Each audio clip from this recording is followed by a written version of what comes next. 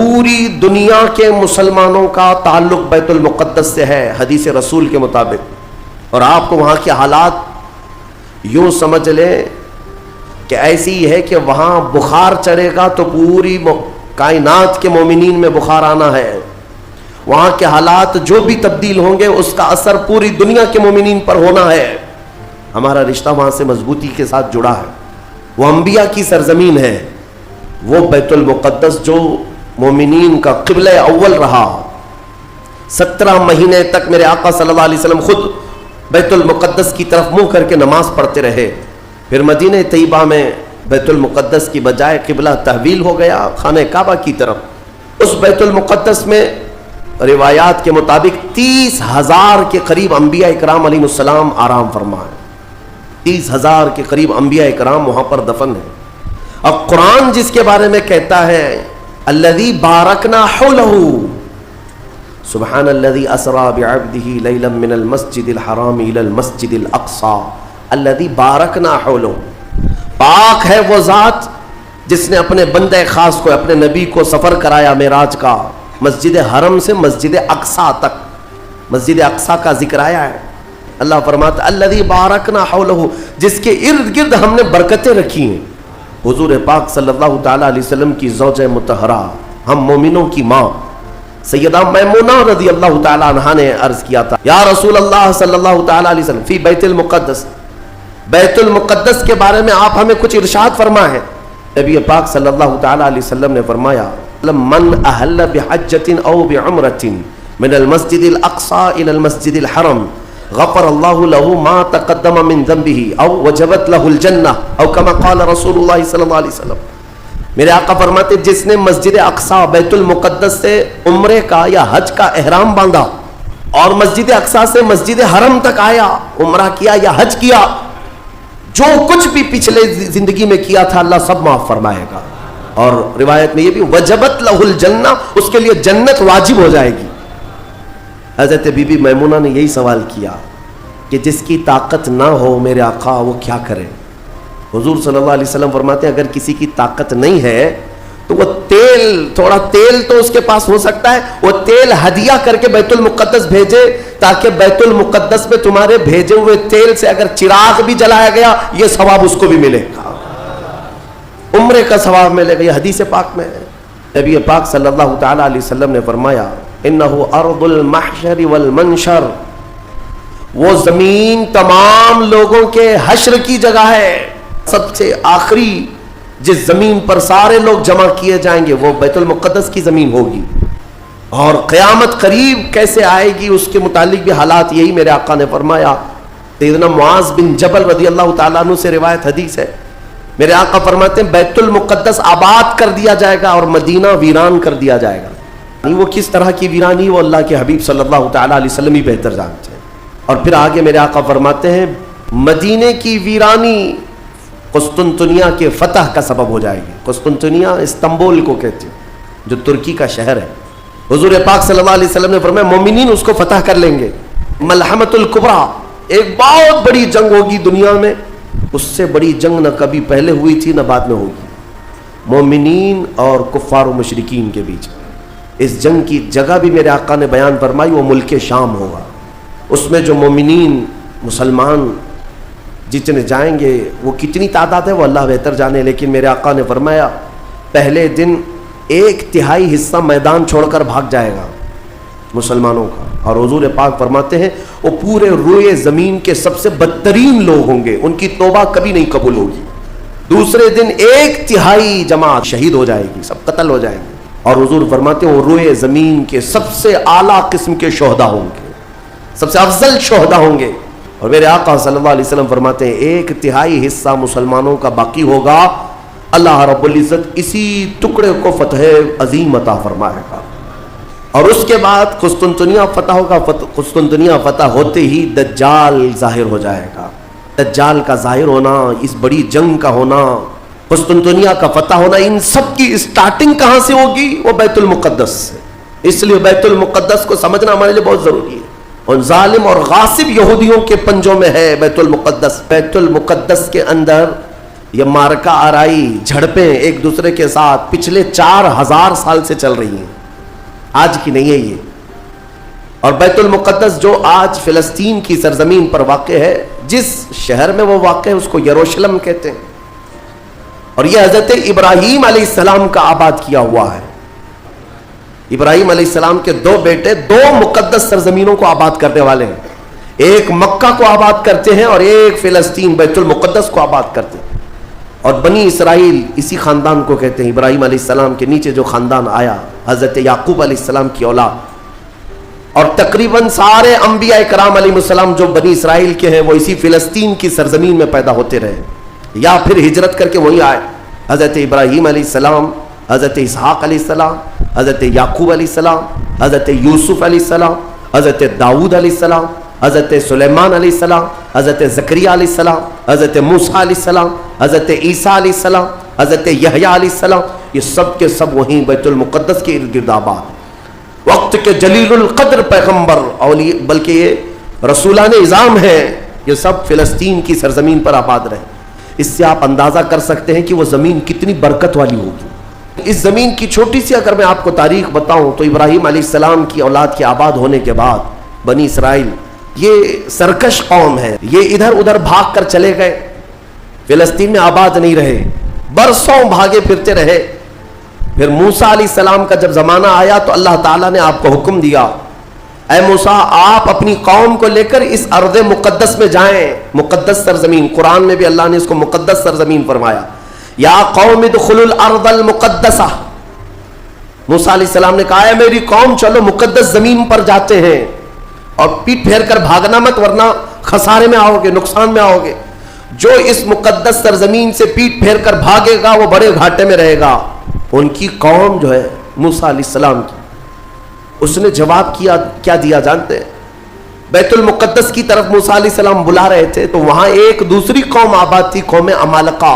وہ اونچے چوڑے لوگ تھے، بڑے ہٹے تگڑے لوگ تھے. موسیٰ علیہ السلام کی قوم گھبرا گئی اور کہا کہ ہم نہیں آئیں گے. قالوا انا لن ندخلها ابدا ما داموا فيها. جب تک یہ قوم اس سرزمین پر ہے ہم نہیں آئیں گے، ہم نہیں آئیں گے. موسیٰ علیہ السلام بلانے لگے، چلو ان سے لڑائی کریں گے، اللہ تعالیٰ فتح عطا کرے گا. تو انہوں نے کہا اذهب انت وربك فقاتلا انا هاهنا قاعدون. موسیٰ آپ اور آپ کا خدا جا کر اس قوم سے لڑے، ہم بیٹھ کر دیکھیں گے لڑائی کیسی ہوتی. تو موسیٰ علیہ السلام نے اللہ رب العزت کی بارگاہ میں اپنا عذر پیش کیا تو رب تعالیٰ نے فرمایا، اللہ تعالیٰ نے اب سزا کے طور پر اس قوم کے اوپر فرماتا ہے فَإِنَّهَا مُحَرَّمَةٌ عَلَيْهِمْ 40 سَنَةً يَتِيهُونَ فِي الْأَرْضِ. اب 40 سال تک ان میں کا کوئی بندہ اس مقدس سرزمین پر داخل نہیں ہو سکے گا. 40 سال ان پر یہ زمین حرام کر دی گئی. رب تعالیٰ نے فرمایا یہ بھٹکتے رہیں گے 40 سال. یتیہون فی الارض، میدان تیہ، یہ صحرائے سینا آج بھی مصر کے وادیوں میں ہے. 100 کلومیٹر دور تک چین ہے پہاڑیوں کی، پہچان نہیں پائیں گے. اگر کسی ایک پہاڑی کے بیچ میں چھوڑ دیا جائے تو زندگی پر بھٹکتا رہے. تو اس بنی اسرائیل کو ان پہاڑیوں کے بیچ میں چھوڑ دیا گیا، ان کو راستہ نہیں ملتا تھا. کب تک؟ 40 سال تک راستہ نہیں ملا. بھٹکتے رہے بھٹکتے رہے، 40 سال گزر گئے بھٹکتے ہوئے. پھر موسیٰ علیہ السلام کی بھی وفات ہو گئی، ہارون علیہ السلام کی بھی وفات ہو گئی. اب یہ جتنے نافرمان تھے یہ مر گئے. ان کی جو نئی نسل آئی، چھوٹے جو بچے تھے، اب وہ جوان ہوئے تو ان کی سوچ مثبت تھی، فکر اچھی تھی. اس وقت اس بنی اسرائیل کے نبی یوشع بن نون تھے، حضرت موسیٰ علیہ السلام کے خادم بھی رہے، یہ اللہ کے نبی تھے. انہوں نے اپنی قوم کو اکٹھا کیا اور سب کے دلوں میں پھر بات ڈالی، آج سے 40 سال پہلے تمہارے باپ داداؤں پر بیت المقدس کی سرزمین حرام کر دی گئی تھی، اب چلو. تو انہوں نے کہا قوم عمالقہ اب بھی ہے، وہاں پر لڑائی ہوگی. انہوں نے کہا چلو میں تمہارے ساتھ ہوں. جب وہ نکلے بیت المقدس کے راستے پر، وہی ہٹے کٹے لوگوں سے ان کا مقابلہ ہوا، قوم عمالقہ سے. صرف دوپہر سے عصر کے درمیان وہ پوری قوم شکست کھا کر بھاگ گئی اور اللہ نے بیت المقدس بنی اسرائیل کو عطا فرمایا. اللہ رب العزت نے انہیں وہاں پر قرار دیا. بیت المقدس یہ یہودی کہلا ہے، یہودی ایمان والے یہودی تھے جو بیت المقدس میں آباد تھے، برسوں تک رہے. اس کے بعد پھر حضرت عیسیٰ علیہ السلام کا ظہور ہوا، آپ کی ولادت ہوئی. عیسیٰ علیہ السلام کے ساتھ ان یہودیوں نے بڑی بدتمیزیاں کی ہیں، ان کے قتل کا بھی منصوبہ بنایا، ان کی ماں پر الزام لگائے. یہودی بڑی بدماش قوم، اور انہوں نے تقریباً 10,000 نبیوں کو قتل کیا ہے. اللہ کے نبیوں کو قتل کرتے تھے. اب اللہ رب العزت نے قرآن میں جن کے بارے میں فرمایا غضب اللہ علیہم، اللہ کا ان پر غضب ہے، اللہ کا ان پر غضب ہے، آج بھی غضب ہے. انہوں نے انبیاء کا قتل کیا اور بیت المقدس میں آباد رہے. تو پھر ایک بادشاہ ایسا آیا عراق کا، بخت نصر نام تھا، وہ آ کر کے بیت المقدس پر ایسا حملہ کیا، اس نے ہزاروں یہودیوں کو قتل کیا اور بیت المقدس کی عمارتیں توڑ پھوڑ کر رکھ دی. جو حضرت سلیمان علیہ السلام کے زمانے میں عمارت بنی تھی بیت المقدس کی، اور بخت نصر نے جس کو توڑا وہی ہیکل سلیمانی تھا، اور اس کے نیچے بہت ساری ان کی مقدس کتابیں جس سے جادو کرتے تھے وہ سب دفن کر دی گئیں. سلیمان علیہ السلام کی کرسی وہ بھی دفن کر دی گئی. آج بھی یہ یہودی جو کھدائی کر رہے ہیں اسی کرسی کو تلاش کرنے کے لیے، وہ جادو کی کتابیں تلاش کرنے کے لیے آج بھی یہ کھدائی کر رہے ہیں بیت المقدس کے ارد گرد. اور یہ جو تھرڈ ٹیمپل کہتے ہیں، وہ تھرڈ ٹیمپل کا مطلب یہی ہیکل سلیمانی کو انہیں بنانا ہے، بیت المقدس کو ہدم کر کے، منہدم کر کے. یہ جو مسجد اقصیٰ ہے اس کو ختم کر کے انہیں وہاں پر تھرڈ ٹیمپل بنانا ہے، یہ ان کا خواب ہے. پھر میرے عزیزوں، وہ عیسائیوں کا تسلط ویسا ہی برقرار رہا. کب تک؟ جب تک سیدنا عمر ابن خطاب کا زمانہ آ گیا.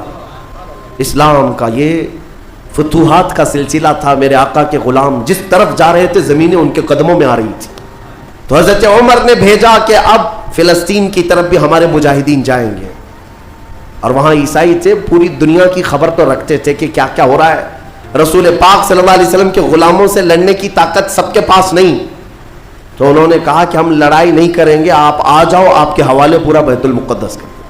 پھر حضرت عمر فاروق رضی اللہ تعالیٰ جب تشریف لائے تو جانتے ہیں کس شان سے آئے تھے. سیدنا عمر فاروق مدینہ طیبہ سے نکل کر کے اپنے ایک تنہا غلام کے ساتھ بیت المقدس گئے، کوئی فوج لے کر نہیں گئے، اور وہ بھی ایسے کہ غلام کے ساتھ باری لگا لیا ہے، 1 میل میں گھوڑے پر بیٹھوں گا، 1 میل تو گھوڑے پہ بیٹھے گا.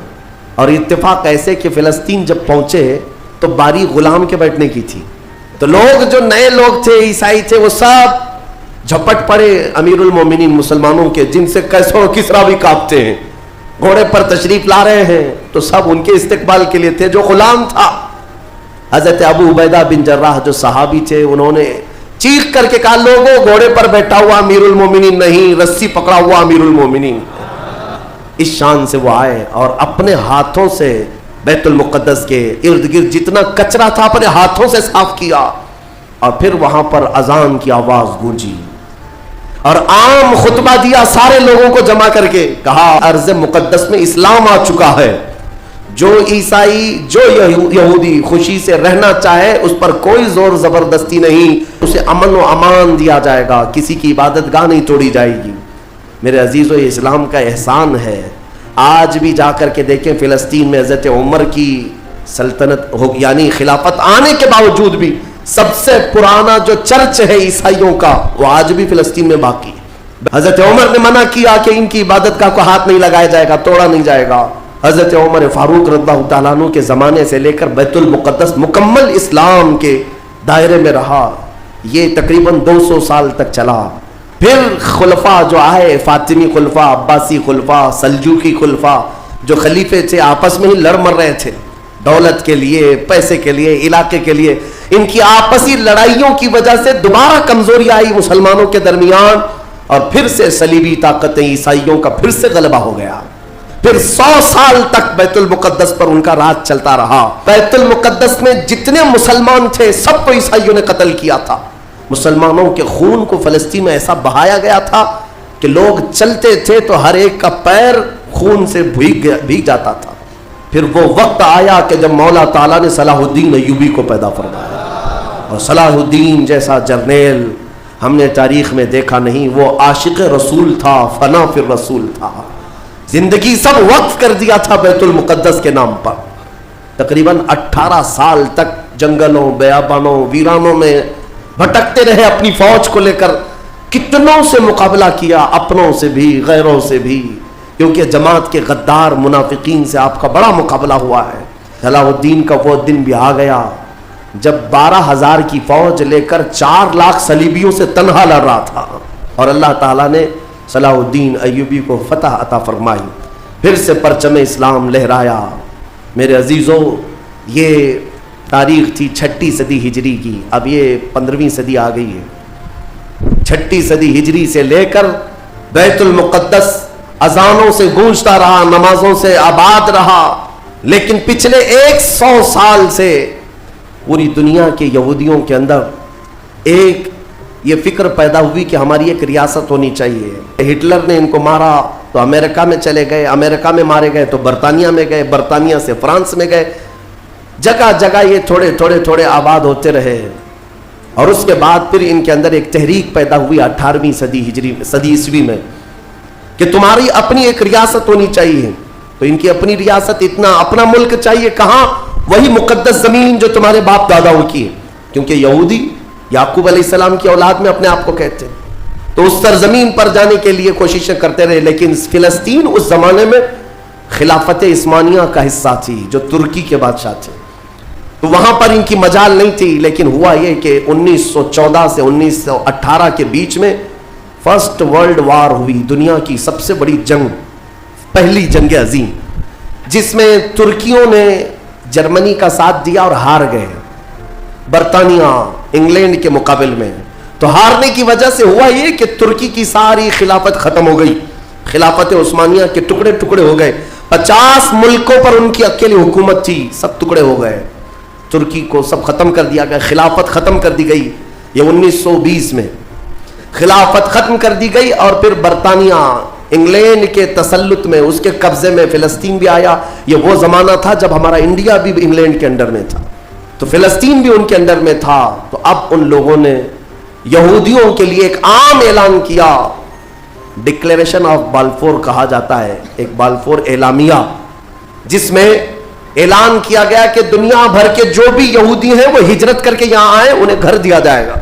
چھوٹی سی بستی میں ان کو بسایا گیا، 4000 لوگ پہلے آئے، پھر یہ ہجرت کا سلسلہ چلتا رہا یہاں تک کہ 1947 میں ان کی آبادی 36 لاکھ کے قریب ہو گئی۔ اور اس کے بعد پھر 1948 میں ان ظالموں نے اقوام متحدہ UN کی مدد سے یہ اعلان کر دیا پوری دنیا میں کہ اب یہ فلسطین نہیں ہے، اس کا آدھا حصہ اسرائیل ہے، یہ ہمارا ملک ہے۔ اقوام متحدہ میں یہ بل پاس ہوا تھا کہ یہودیوں کو بھی رہنے دیا جائے، مسلمانوں کو بھی۔ اس فلسطین کے 2 ٹکڑے کیے جائیں گے، ایک مسلمان فلسطین بنائیں گے اور ایک یہودی اسرائیل بنائیں گے۔ آج بھی یہ اقوام متحدہ UN کا یہ بل آج بھی موجود ہے۔ ہوا یہ کہ اسرائیل تو بن گیا، لیکن آج تک فلسطین نہیں بن سکا۔ فلسطین کا وجود دنیا نہیں دکھاتی، گوگل میں چیک کرو تو نہیں بتاتا، فلسطین کوئی جگہ ہی نہیں۔ میرے عزیزوں، ہر 10 سال پر یہ زمین کو ہڑپتے آج پورا وہ ارض مقدس جس کو فلسطین کہا جاتا ہے 90% یہودیوں کے قبضے میں آ گیا۔ آج حالات یہ ہے کہ اس بیت المقدس کی دیواروں پر، دروازوں پر یہ وحشی ظالم اسرائیلی بندوق تانے آج بھی کھڑے ہوئے۔ پوری دنیا اپنی آنکھوں سے دیکھ رہی ہے ان کی خیانت، ان کی غداری کو، لیکن کوئی ایک جملہ تک نہیں کہتا کہ اسرائیل دہشت گرد ہے۔ آپ کو میں ایک آنکڑے اگر بتاؤں تو آپ کے رونگٹے کھڑے ہو جائیں۔ انہوں نے فلسطین کے مسلمانوں میں سے اب تک 2.5 لاکھ صرف بچوں کو قتل کیا ہے ان اسرائیلیوں نے۔ آج بھی یہ ڈیٹا موجود ہے، انٹرنیٹ پہ موجود ہے، بڑی ویب سائٹس ہیں، انہوں نے شو کیا۔ اقوام متحدہ کی بھی رپورٹ موجود ہے کہ فلسطین کے کتنے مارے گئے۔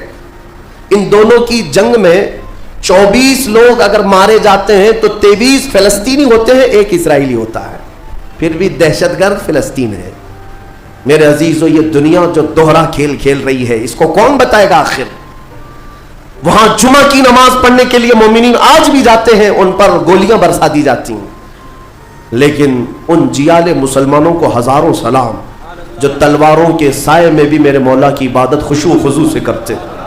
میرے آقا صلی اللہ علیہ وسلم فرماتے ہیں، میری امت کا ایک حصہ قیامت تک باطل سے لڑتا رہے گا، قیامت تک باطل سے لڑتا رہے گا، اور ان کی مخالفت کرنے والوں کا ان پر کچھ بھی اثر نہیں ہوگا، اور دنیا میں کوئی بلا بھی پھیلے تو اس جماعت پر کچھ اثر نہیں ہوگا، صحابہ نے پوچھا یا رسول اللہ آپ کی امت کا وہ حصہ کون ہے؟ میرے آقا فرماتے ہیں بیت المقدس کے آس پاس رہنے والے مومنین کی جماعت ہے.